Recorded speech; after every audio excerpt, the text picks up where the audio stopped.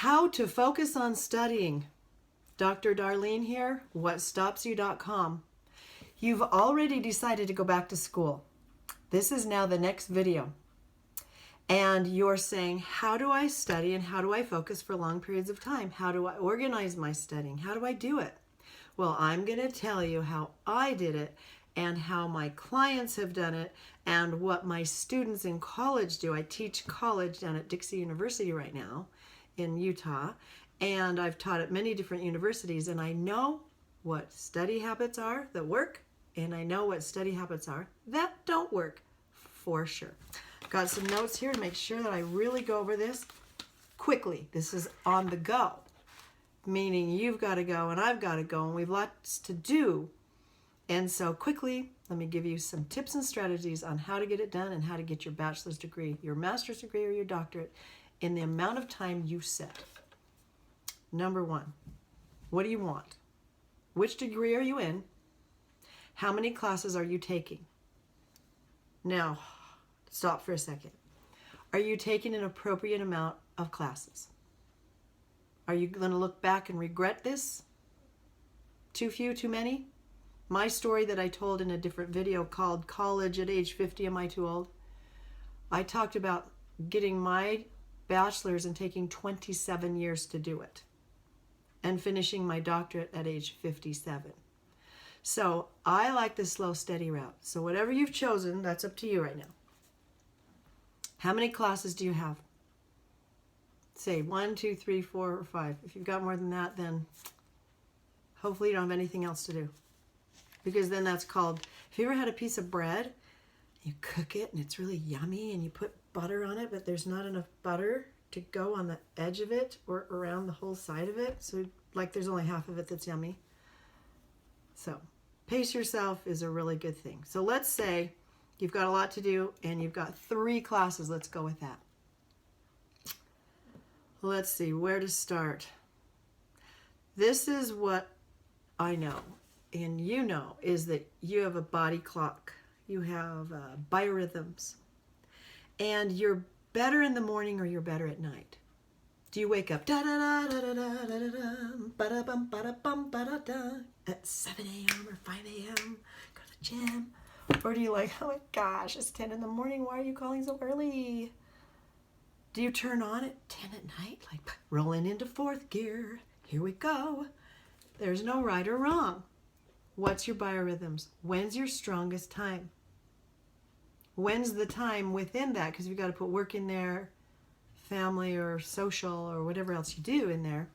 So you choose. What I want you to do is I want you to choose a time block.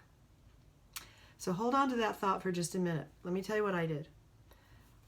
I'm in a doctorate program at the time, and I thought, okay, I need at least 21 hours a week of study for what I need to do. So I said, okay, I'm going to do 3 hours a day for 7 days a week. So I did. And for me, and I had kids that were in high school at the time, 1. And then I had grandkids that would knock on the door, and they knew not to knock on the door unless there was blood or smoke. My kids, oh, Nana's studying. Or, you know, Mom's in there, don't go in there. No, no, no, don't go in there. So for me, it worked best to study 7 a.m. to 10 a.m. 7 days a week. And I did it for 7 years. I know, right? Okay, so like, I think that sounds really cool. And when I look back, I'm like, no, that's like the coolest person ever.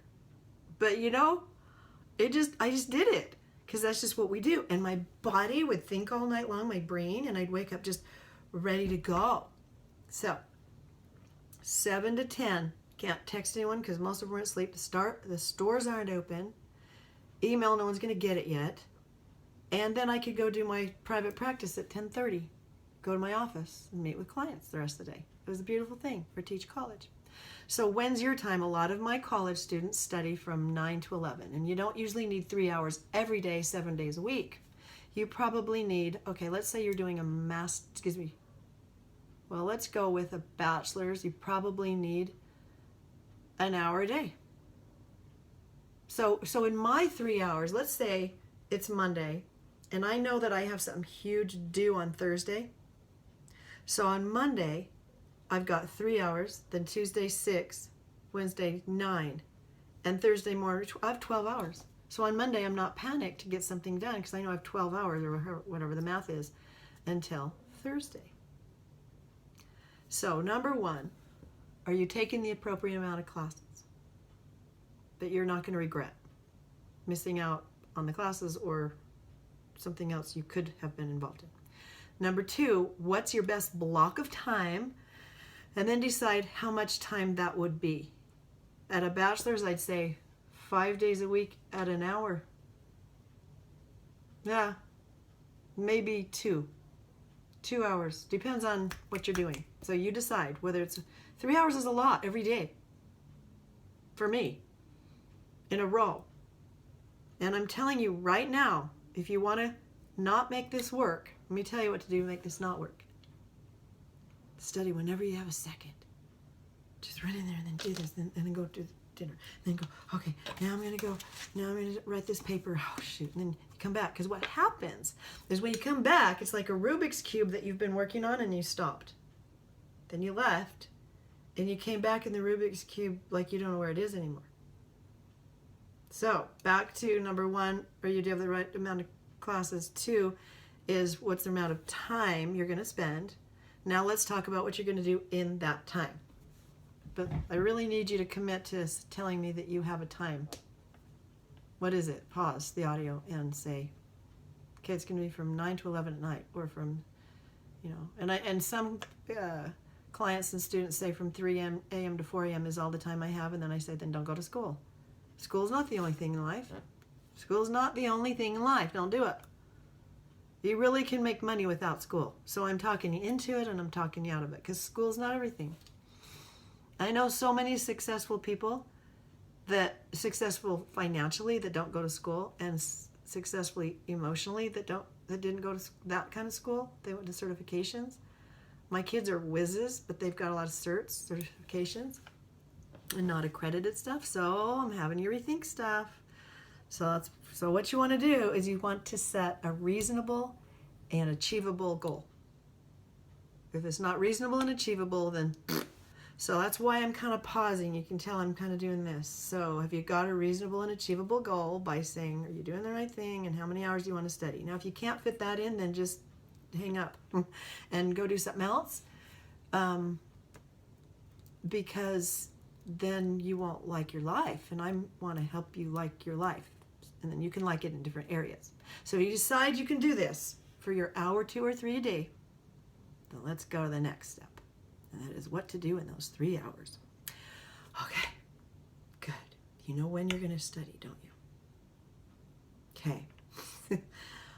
I'm pausing because everybody has a hard time with this one that I've coached, where they say they're going to do it, and then I have to say, well, does that really work for you? Every day, at least 5 days a week, or whatever you choose. All right, let's say you're going to pick 2 hours at a certain time. What you want to do is at the end of those 2 hours, let's talk about that first. You want to close up, kind of end.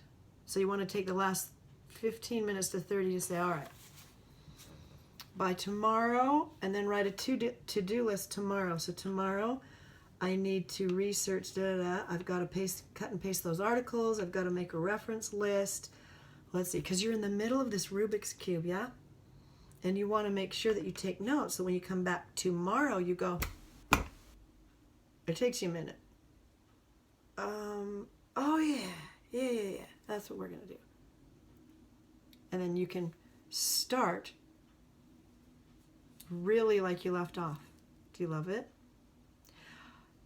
Now, when it comes to those hours, you can say, I'm just going to take the first 15 minutes to know where the heck I am. So that's part of what I just said. And then you know where you are and you can rock and roll. And it's so cool because you know you really have that time to focus, to study for long hours. Can you study for long hours when you're depressed? If you've got this in sealed, and delivered, and if you've been doing it for months, for years, Yeah, you can study when you're depressed. You can study when you're distracted. How to make yourself study when you're distracted is because you've already committed, and so you do what you have committed to. Are there times you'll need to study or do things longer than your allotted time? Yes. When I took math, it's a whole nother, very long, mildly sad and mildly rewarding story. Because I didn't take math in high school much because they didn't make you. And so I was behind. And I had to take a whole lot more math than my fellow students who were my children's ages. So I had a tutor or / teacher come over. She was a 22-year-old girl, and she came over 3 times a week just for math. And I was an adult. I had teenage kids. And she would help and sit down with me and do this. And we would do an hour and a half, and then I would study after that. This is before my 3-hour block, but I'm just going to tell you that there was an experience I had where I studied for 12 hours straight. It was almost like an addiction, an obsession. It's kind of sick and weird, but it felt so good. Honestly, I work with obsessions with clients and addictions, and it literally almost felt good to feel, I know this is embarrassing. Okay. It felt good to like be like overstimulated mentally, to where I would study the math and I'd do this and I'd learn and I'd turn the page, and it was very organized. And then I almost threw up. I know, I'm confessing. That's how much I studied that day. I literally was gagging at the toilet. Now, I only did that once, and I look back on it as kind of a cool experience of how determined I was. Because if you don't have determination, you're not going to study when you're depressed or when you're distracted. And you're not going to be able to study for long hours at a time with concentration. But if you are determined, you can. Another tip for you, how to study for long hours or intensely when we're going to go above our allotted time. By the way, if you've got a lot of time, you probably don't need to do a lot of what I'm saying. Kind of talking out two sides. If you're organized every single day, you don't need to be so intense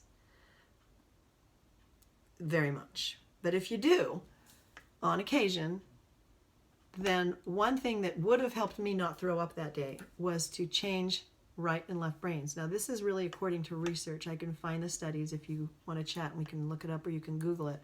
Studies about how to rest your brain. So we think resting our brain is just laying down and sleeping. Well, that definitely works, and I love doing that. Yet if you're doing a left brain activity where there's lots of numbers, and you go, oh, I gotta rest from this. Whew, I'm going to go write a short story, a fun short story, and be creative. Or make a fun meal that's just super creative. Or do something like that that will change your brain so you can come back to the left brain. If you have a very creative job, creative marketing job, creations of flyers and banners and posters, and you're just exhausted, go add numbers. Yeah? So that's one way to change it up, to study for long periods of time and help you focus. The other thing, of course, is to take that walk around the park every 2 hours. Every hour to 2, you want a physical break. So changing right brain and left brain is good, and also taking a physical break, walking around the park, doing something else. So if you have a left brain job, walk around the park with a right brain audio going about creation, or think about creating something. If you have a right brain job, creation job, then take your walk around the park thinking of logical, linear banking things you need to get done. Yeah, cool, huh? Something I actually hadn't thought about that until I read it and I started applying it. It was really interesting how that made a whole lot of sense. So are you excited? Do you have mojo for what you're going to do and how you're going to study? How do you study for exams? Let's see. How to focus on studying. Okay, that's what I wanted to say, is how to focus on studying for exams. Do it ahead of time. Okay, the best way to learn is now. So you're in class and you're thinking, I got to text my friends, or my boyfriend's breaking up with me, or you have all these issues. So you're one half listening. Then you go home to your 2 hours and you spend your 2 hours. or you do your manic day where you feel sick.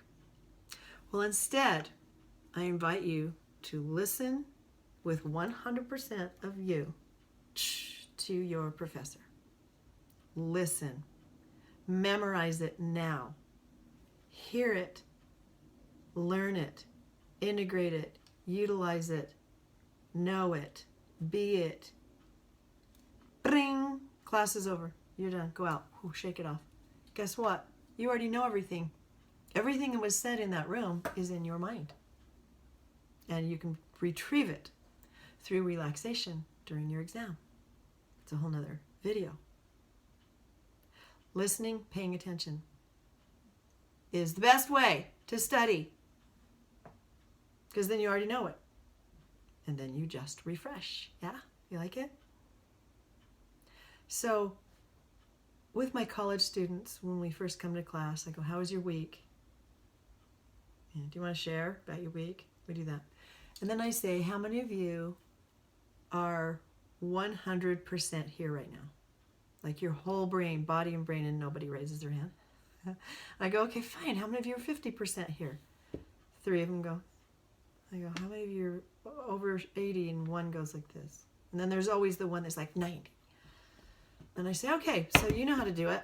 And that's another video that I do of how to be present in the moment. And so just for today, be present in the moment by choosing to. Knowing that you can get to that text later. Knowing that you can call them later. Knowing that you can feel sad later. Right now we're listening to this professor. And so I say to my students, I'll wait. Raise your hand when you're 80. It's really cool. We just sit there. And all of a sudden I'll go like this. Pretty soon. I go, okay. All right. Is everybody 80? Okay, how about if we do 90? Because this is really cool, the stuff I'm going to teach you today. Like, you're going to love it. Like, it's going to really be good. And pretty soon they're all 90, maybe to 100. And that is so great. They can go home now and not study much because they know it. So there's some tips for you. How to concentrate on studying continuously for long hours by taking breaks.